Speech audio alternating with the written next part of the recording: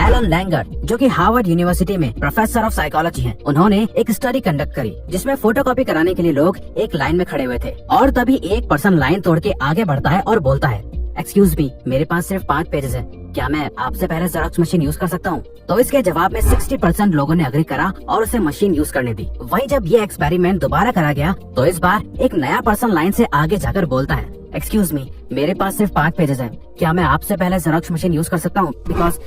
क्योंकि मेरा ये काम बहुत अर्जेंट है। तो इसके जवाब में 93% लोगों ने अग्री करा और उसे मशीन को यूज करने दिया। और ऑथर रॉबर्ट चिल्डिनी के अकॉर्डिंग ये सब पार्ट है साइकोलॉजी ऑफ परसुएशन का। तो इसीलिए वो अपनी book influence the psychology of persuasion में हमारे साथ ऐसे ही 6 प्रिंसिपल्स शेयर करते हैं जिससे हम ह्यूमंस के सारे डिसीजंस अफेक्ट होते हैं। साथ ही हमें सीखने को मिलता है कि हम कैसे इन ट्रिगर्स को हैक करके किसी से भी बात करते वक्त उन्हें अपने फेवर में कर सकते हैं या परसुएशन स्किल्स से उनकी साइकोलॉजी को इन्फ्लुएंस कर सकते हैं। दोस्तों, सच में ये बुक बहुत पावरफुल है क्योंकि इन्हीं कुछ ट्रिक्स का यूज बड़े बड़े politicians, brands, salesman, even criminal लोग भी करते हैं क्योंकि इन प्रिंसिपल्स का यूज अच्छे और बुरे दोनों तरीके से किया जाता है। 1. स्कैर्सिटी।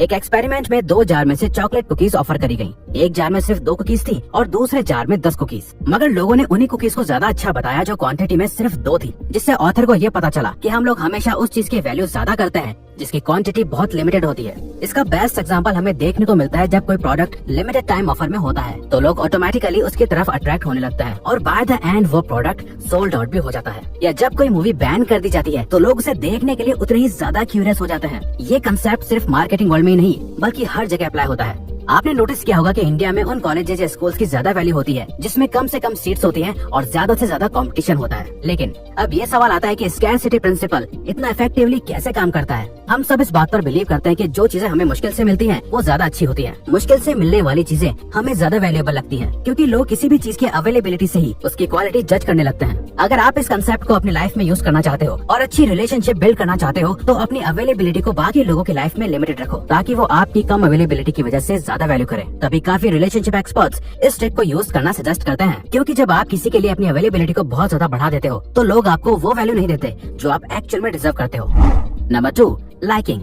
इसका मतलब बहुत ही सीधा और आसान है। हम जिस किसी को भी पसंद करने लगते हैं या जो हमारे लिए इम्पोर्टेंट होता है हम ऑटोमेटिकली उनकी बातों पर यस बोलते हैं और हामी भर देते हैं। पर वो कौन से फैक्टर्स हैं जिनसे हम दूसरों को पसंद करने लगते हैं? चलिए उनके बारे में बात करते हैं। Physical attractiveness. लोगों का ड्रेसिंग सेंस, उनकी बॉडी शेप, उनके लुक्स, ये सब हमें लोगों की तरफ फिजिकली अट्रैक्ट करता है। या तो हम उनसे फिजिकली अट्रैक्ट होकर उन्हें अपनी लाइफ का पार्ट बनाना चाहते हैं या हम खुद उनकी तरह दिखना चाहते हैं। ये 2 की फैक्टर्स होते हैं जो हमें किसी से भी फिजिकली अट्रैक्ट करता है। B.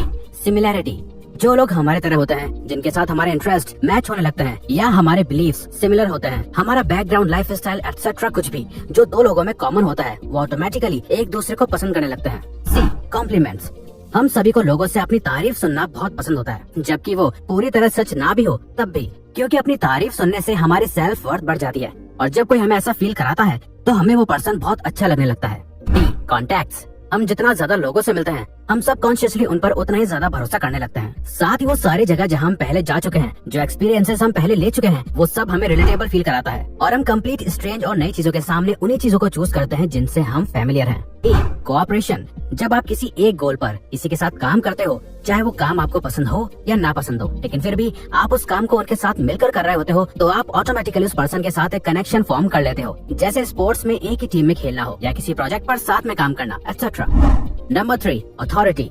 इसका मतलब सिंपल होता है कि जब कोई एक्सपर्ट, लीडर, प्रोफेशनल या हमसे कोई बड़ा हमें कुछ काम करने के लिए बोलता है तो हम रिस्पेक्ट शो करते हुए नेचुरली उस काम को करने के लिए रेडी हो जाते हैं। लेकिन ऐसा क्यों? तो इसका जवाब मिला जब एक एक्सपेरिमेंट के लिए एक फेक डॉक्टर को हॉस्पिटल में भेजा गया और 22 नर्सेस को एक मेडिसिन प्रिस्क्राइब करी गई जो उन्हें पेशेंट्स को देनी थी, लेकिन वो मेडिसिन एक डेडली मेडिसिन थी। मगर फिर भी 95% नर्सेस ने उस डॉक्टर की बात मानी और मेडिसिन देने को अग्री हो गई क्योंकि वो डॉक्टर के प्रोफेशन का रिस्पेक्ट करती थी। डॉक्टर के ओहदे और एक्सपीरियंस की वजह से उनके सारे डिसीजंस को ब्लाइंडली एक्सेप्ट कर लेती थी। तो हम भी ऐसे ही कई सारे फैक्टर्स की वजह से लोगों को जज कर लेते हैं और उनकी बातों में आ जाते हैं, जैसे policeman, fireman, doctors, soldiers etcetera. हम सब इनके प्रोफेशन और यूनिफॉर्म से उनकी रिस्पेक्ट करते हैं। कई लोगों के टाइटल्स की वजह से उन्हें बहुत फेवर मिलता है, जैसे PhD, MBA, इंजीनियर एटसेट्रा। या जो लोग सिंपली अच्छा ड्रेसिंग सेंस रखते हैं, जैसे well dress suit, formal clothes, इससे हम सबके माइंड में उनका फर्स्ट इंप्रेशन बहुत अच्छा शो होता है।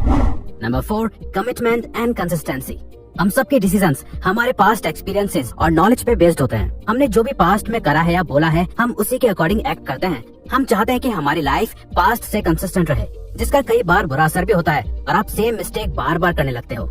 अगर कोई आपसे एक छोटा टास्क करवा सकता है तो इसके हाई चांसेस हैं कि जब वो आपसे थोड़ा बड़ा टास्क करने की डिमांड करेगा तो आप उससे ना नहीं बोल पाएंगे।